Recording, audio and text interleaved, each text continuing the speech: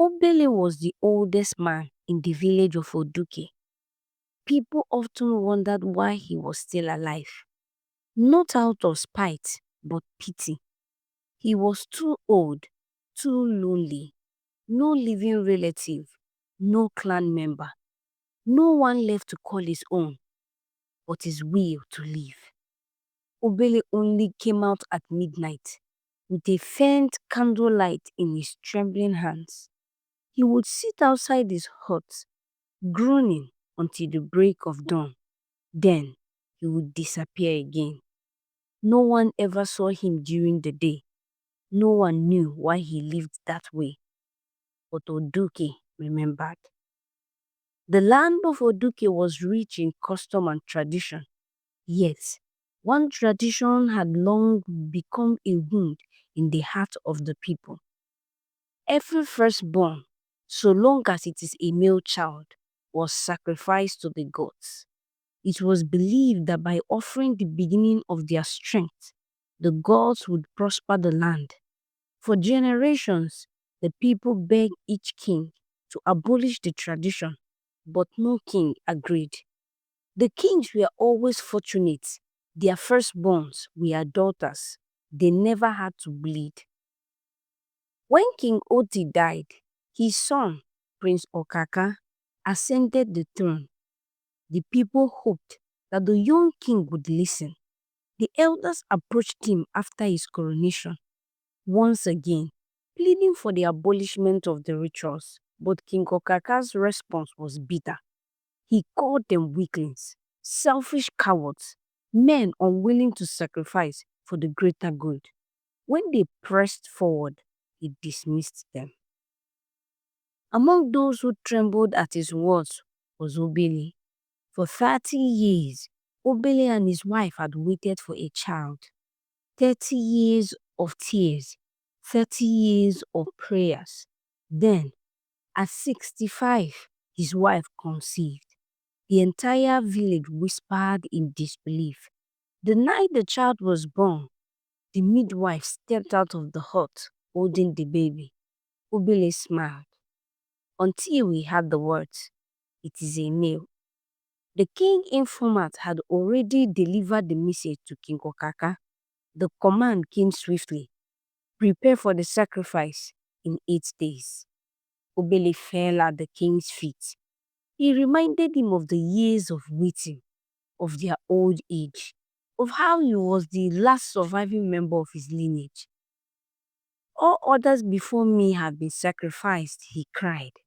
This child is the only hope to keep my family's name alive.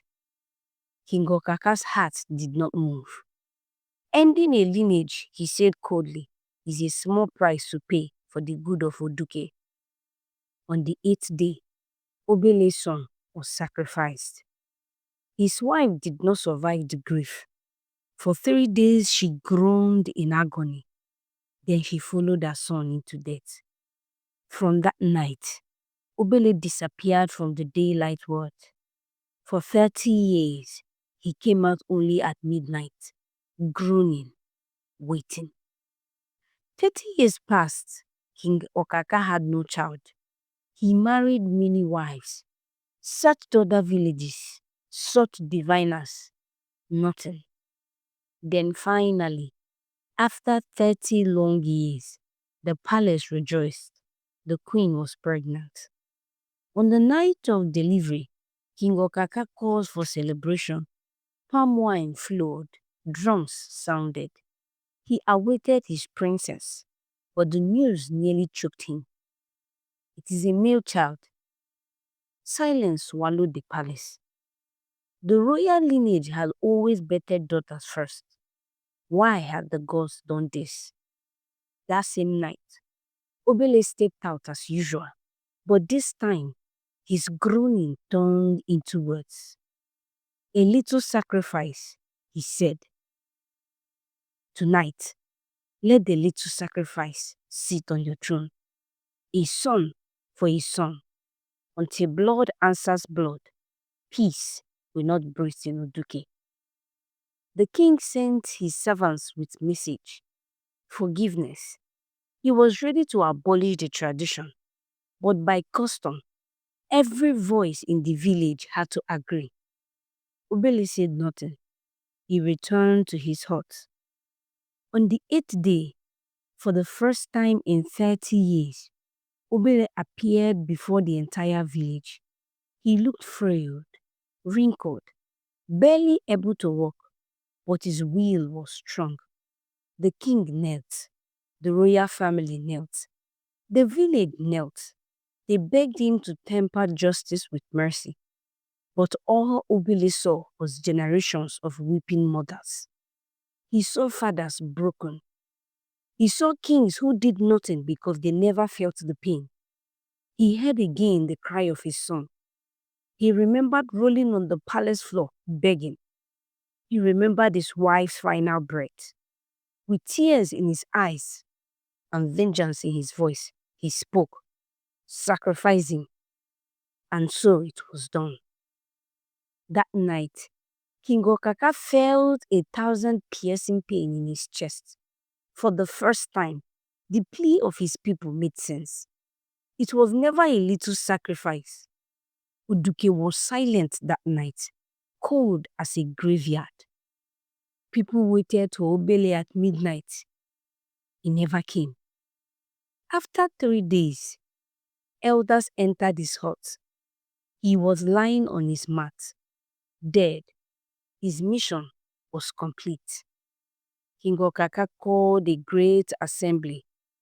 The tradition was banished forever.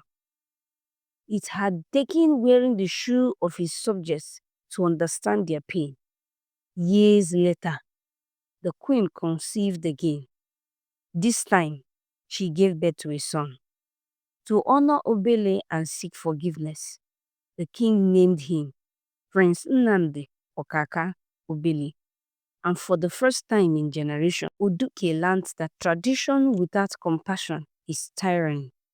And never again did the cry of a firstborn male echo through the land of Oduke.